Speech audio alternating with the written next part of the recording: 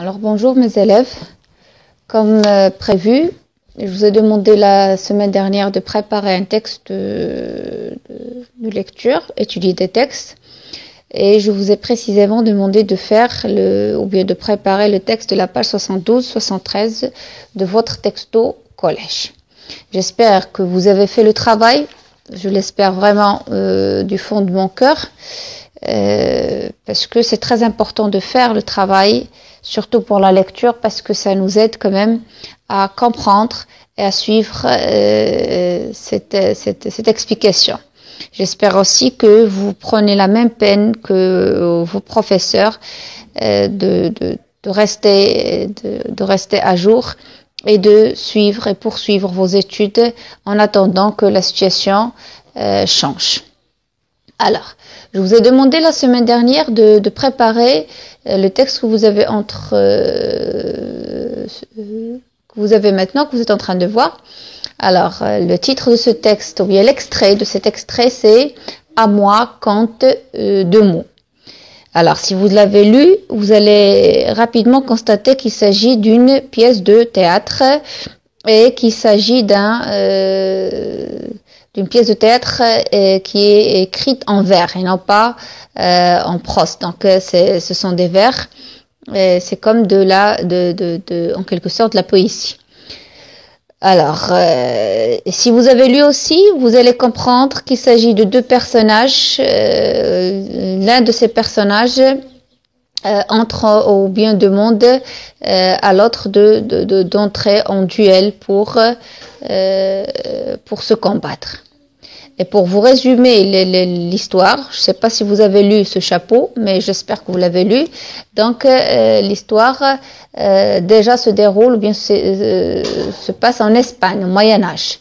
D'accord ? Il s'agit d'un jeune garçon nommé Don Rodrigue, qui est appelé à venger son père. Donc son père qui était giflé par le comte Don Gomez. Alors moi je vous ai préparé, avant de commencer dans le texte, je vous ai préparé quand même une idée sur ce texte que vous allez lire, d'accord? Donc la tragécomédie parole et provocation, c'est l'objectif de notre texte de lecture. Lorsqu'on dit tragécomédie, on parle d'une pièce de théâtre, un texte théâtral. Alors le titre de l'extrait c'est « À moi, compte deux mots ». L'œuvre est tirée de Le Cid, Acte 2, scène 2, 1637. L'auteur de cette œuvre, c'est Pierre Corneille. Toute la pièce se compose de 5 actes en vers rimés 2 à 2 et en alexandrin. On va voir ça un peu d'une manière plus claire avec ce texte. La date de parution de cette œuvre ou bien de cette pièce de théâtre, c'était le 24 mars 1637 et le lieu de parution, c'est Paris. Et comme résumé de la pièce, vous aurez cette copie, je vais vous donner cette copie sous forme de PDF. Alors comme résumé de cette pièce, donc il s'agit de deux personnes, deux personnes, donc Don Diego et Don Gomez, qui projettent d'unir leurs enfants, c'est-à-dire ils cherchent à marier leurs enfants, Rodrigue et Chimène.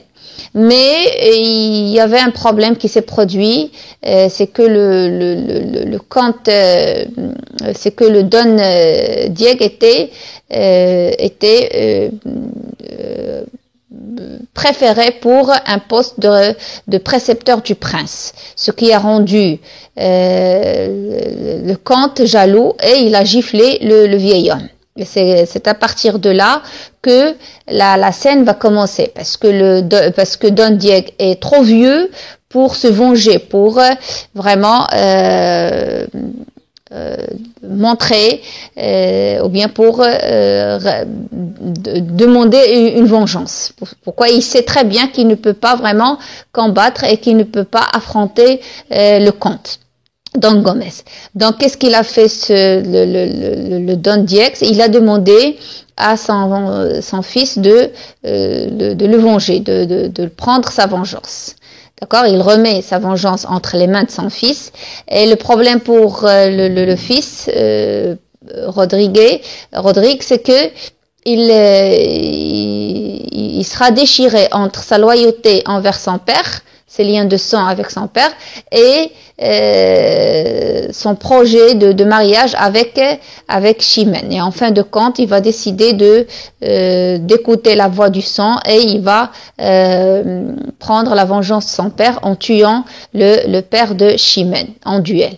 Alors cette scène va créer vraiment une certaine vengeance maintenant de la part de Chimène qui va demander la tête de Rodrigue. Mais il y aurait une guerre dans le royaume, et cette guerre, pendant cette guerre, donc Rodrigue va montrer qu'il a une grande valeur et il va vraiment se montrer un grand combattant.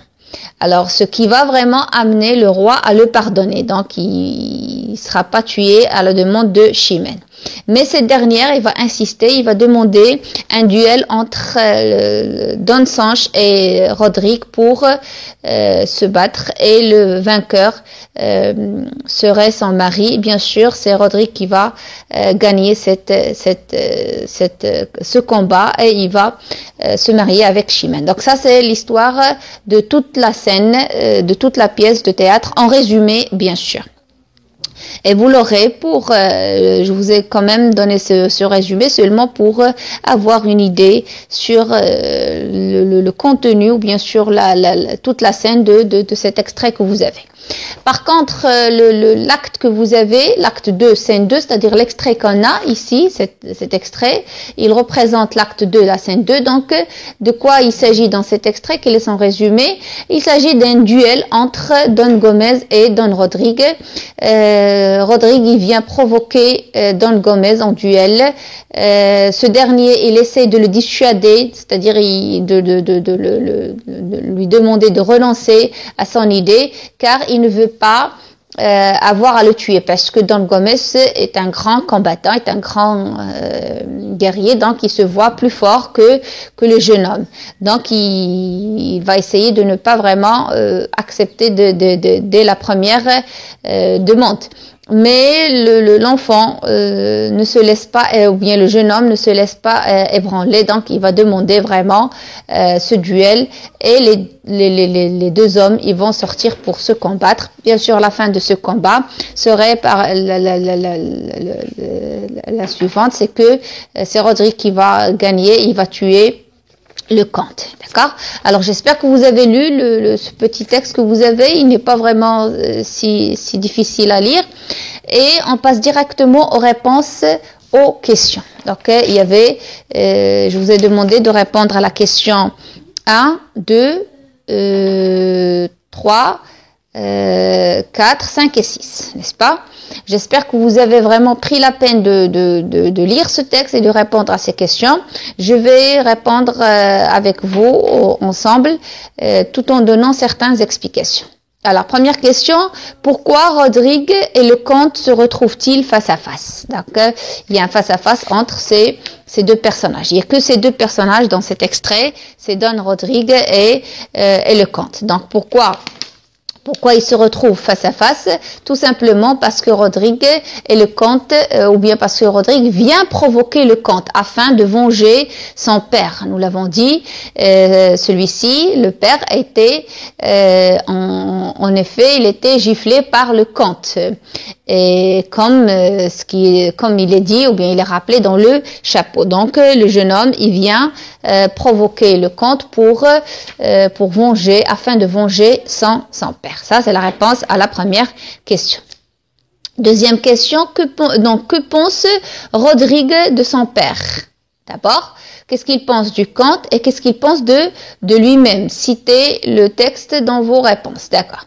Alors, d'abord, on commence par ce que pense Rodrigue de son père. Donc, Rodrigue pense que son père est un homme remarquable. D'accord? Et on le voit déjà dès le début, d'accord? Il a dit au comte, sais-tu que ce vieillard fut la même vertu, la vaillance et l'honneur de son temps? Le sais-tu? Donc, il trouve que son père est courageux et honnête. Donc voilà ce qu'il pense de son père. Donc il estime son père et il le respecte et il voit qu'il est un homme courageux et un homme honnête. Alors qu'est-ce qu'il pense du comte du comte Don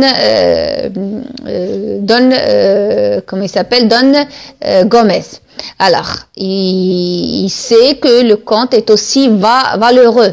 C'est un valeureux guerrier. Donc, c'est très bien que c'est un guerrier qui est vraiment très très fort. Il est toujours sorti victorieux des combats qu'il a menés. Donc, il ne s'agit pas d'un homme simple, il s'agit pas d'un homme ordinaire, c'est un homme, un grand guerrier qui a quand même réalisé plusieurs victoires et il est toujours sorti vainqueur et victorieux de tout des combats qu'il a menés. Donc il est clair parce si on prend le vers 17 à 19, donc c'est ce que le jeune homme a dit. Il a dit les palmes, voilà, les palmes dont je vois ta tête si couverte semble porter écrit le destin de ma perte. Donc j'attaque en téméraire un bras toujours vainqueur. Donc, on le comprend ici, le jeune homme, Don Rodrigue, a quand même de l'estime et il connaît la vraie valeur de l'homme qui cherche à combattre. Donc, il ne le sous-estime pas, au contraire, il sait très bien qu'il s'agit d'un homme vraiment très très fort. Et en fin de la question, ils ont demandé qu'est-ce qu'il pense de lui. D'accord? Maintenant, qu'est-ce qu'il pense de lui-même? Comment il se voit? Donc, en ce qui le concerne, Rodrigue exprime des idées positives sur lui, d'accord? Et il a une bonne opinion sur lui-même. Il se sent de taille à affronter le comte, malgré toutes les victoires et tout ce qui concerne le comte. Donc le jeune homme se voit vraiment, ou bien il se sent de taille à l'affronter et voire même à le combattre et gagner, pourquoi pas. Donc affronter le comte parce que son combat est juste. Voilà pourquoi il croit à ça, parce qu'il croit que lui il est en train de combattre pour une raison qui est juste. Il est en train de venger l'honneur de son père. Donc le comte a giflé son père, chose qui n'est pas vraiment acceptable pour le jeune homme. Donc gifler un vieil homme qui est son père, et un père qui est vraiment qui a du respect, un homme qui a une grande valeur. Donc le jeune homme se voit vraiment livrer un combat qui est juste. Donc il va venger son père injustement giflé. Il croit que voilà, il y avait de l'injustice envers son père lorsqu'il était giflé et humilié par le comte. Voilà, il pense que sa noblesse et son bon droit lui donneront la force de vaincre le comte. Et il l'a dit si on prend la ligne par exemple 9 et 10, il a dit je suis jeune, il est vrai, mais aux âmes bien nées. La valeur n'attend pas le nombre des années. Donc je suis pas vraiment appelé à être plus grand que ça pour montrer que ou bien pour vous affronter. Donc j'ai une bonne raison de me combattre avec toi. Tu as injustement giflé mon père, tu n'avais pas le droit, tu n'avais pas de raison à l'humilier ainsi, donc je suis là pour le venger. C'est ça. Maintenant, on passe à la question 3. Que pense le comte? Le comte maintenant Don Gomez, qu'est-ce qu'il pense au sujet de Rodrigue? Est-ce qu'il le voit de la même manière? Alors, le comte pense que Rodrigue est un jeune homme bien prétentieux, c'est-à-dire il cherche à se faire remarquer. Donc, de vouloir se battre contre lui. Le fait de vouloir se battre contre lui, c'est un acte que le comte comprend ou bien à travers lequel le comte comprend que le jeune homme cherche à se faire remarquer, d'accord? Tout simplement pourquoi? Parce qu'il croit que le jeune homme n'est pas de taille à vaincre un guerrier expérimenté comme lui. Donc, il donne une grande valeur à lui-même et il se voit supérieur au jeune homme. Donc, voilà ce qu'il pense de lui. D'ailleurs, c'est clair dans la ligne. Dans la ligne 8, il a dit quoi? Il a dit jeune présomptueux. D'accord? C'est-à-dire prétentieux, c'est ce que j'ai dit. Prétentieux, c'est-à-dire il cherche à se faire remarquer et à trouver une place ou bien à être remarqué par les autres. D'accord? Il a dit aussi dans la ligne 11 et 12, dans la ligne 11, il a dit « Te mesurer à moi qui t'a rendu si vain ?» D'accord? Vanité, c'est-à-dire orgueilleux à ce point-là. Toi qui n'as jamais vu les armes à la main. Donc, voilà, il se compare à lui. Il voit que lui, autant qu'un Kant, autant qu'un grand guerrier, il a vraiment mené plusieurs combats. Il s'est combattu contre plusieurs personnes qui sont vraiment plus fortes que le jeune Rodrigue, donc il le sous-estime. Vous voyez, donc il y a une différence entre la manière dont le jeune homme voit le comte et dont le comte voit le jeune homme. Donc le jeune homme le voit un grand guerrier, il le voit fort, il l'estime quand même. Par contre, le comte le sous-estime, il le minimise par rapport à lui, à ce qu'il sait faire autant qu'un guerrier expérimenté, ainsi de suite. Ça, c'est la réponse à votre question. Maintenant, on passe à la question 4. Où se déroule la scène et pourquoi le lieu a-t-il de l'importance? Bien sûr, c'est déjà dit dès le début dans la didascalie. On a dit que la place devant le palais royal. Donc, la scène se déroule devant un palais royal et c'est il s'agit ici du palais royal de Séville. D'accord, une ville qui se trouve au sud de l'Espagne. Donc, on parle de ce palais. Alors, ce lieu est important, ou bien il a de cette importance du fait qu'il donne de l'importance à l'affrontement entre deux hommes. Donc, il ne s'agit pas vraiment d'un combat anodin, c'est-à-dire un combat sans gravité, c'est un grand combat. Et ce lieu rappelle aussi que les deux protagonistes appartiennent à la noblesse. Donc, on est face à deux hommes qui appartiennent à cette classe des nobles. Donc, c'est une classe sociale qui est plus proche, qui est parmi les classes sociales les plus proches du roi. Donc, il donne l'indication de la classe sociale au sein de laquelle se déroule toute l'intrigue de la pièce. Donc, voilà d'où vient l'importance de citer le lieu. C'est la réponse à votre question. Donc, ils ont dit pourquoi le lieu a-t-il de l'importance, voilà pourquoi il est si important ce lieu et voilà pourquoi il est si important de l'indiquer. Maintenant, on passe à la cinquième question. Relever le vers par lequel Rodrigue provoque le comte en duel, d'accord? Donc, c'est le vers 7. Il a dit à 4 pas d'ici, je te le fais savoir, d'accord? Donc à 4 pas d'ici, je te le fais savoir. Voilà, c'est le vers 7. Donc là, à partir de ce vers, on comprend que le jeune homme demande ou bien cherche à un duel avec le comte, provoque le comte en duel. Donc B, de quel personnage parle Rodrigue avant ce vers et pourquoi? Donc avant ce vers, de qui parle Rodrigue? Donc bien sûr, on le sait, il parle de son père, d'accord? Il parle de son père. Pourquoi? Parce que c'est son père l'objet de ce duel, d'accord? Il est là afin de donner raison, donc ou bien afin de venger son père. Donc il parle de son père et de ce qui est arrivé à son père afin de donner raison au duel, donc qui cherche à provoquer contre le comte. D'accord? Et on passe à la dernière question que je vous ai donnée, la question 6. Pour quelle raison Rodrigue pense-t-il remporter le duel? Indiquez les vers concernés. Donc, pourquoi il croit qu'il va vraiment gagner? Donc, Rodrigue pense remporter le duel parce qu'il a du courage et que sa cause est bonne, elle est juste. Donc, il est déjà courageux, il se voit courageux, donc il n'a pas peur du compte, il est prêt à l'affronter.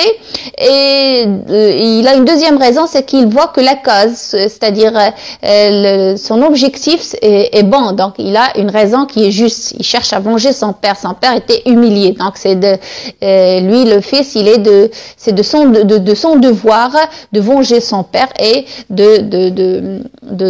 lui rendre sa dignité. Alors, et justifier, c'est-à-dire ils ont demandé d'indiquer le vers concerné, donc c'est le vers 20 à 21. Il a dit mais j'aurais trop de force, ayant assez de cœur, ici de courage, à qui venge son père, il n'est rien d'impossible. Donc il donne raison à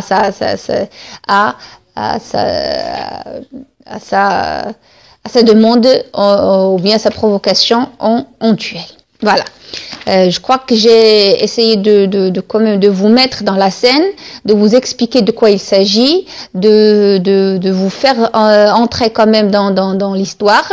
J'espère que c'est un peu clair pour vous, je l'espère.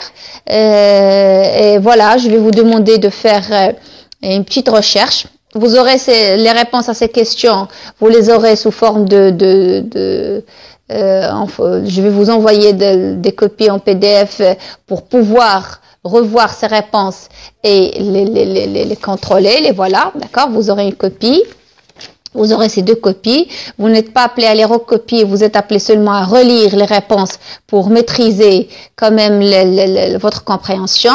Mais ce que vous êtes appelé à écrire, c'est cette page avec celle-ci. D'accord? Là, vous êtes appelé à recopier ces deux-là sur votre cahier de leçons. Vous les aurez sous forme de PDF pour pouvoir les voir et les écrire sans problème. D'accord? Et avant de vous quitter, je vais vous demander quand même de répondre à la question 12, 13, 14 de la page 74. Donc, vous êtes appelé à répondre à la question 12, bilan d'études, 13 et 14, qui ont un rapport avec l'image, du texte à l'image. Donc, vous allez comparer l'image avec le contenu du texte. Et je vais vous demander quand même de chercher la signification des mots suivants. D'accord? Octosyllabes, décasyllabes et alexandrins. Ce sont des mots importants pour comprendre le travail qu'on va faire la semaine prochaine, le rythme du dialogue, pour voir quel est le rythme le suivi ici dans ce dialogue.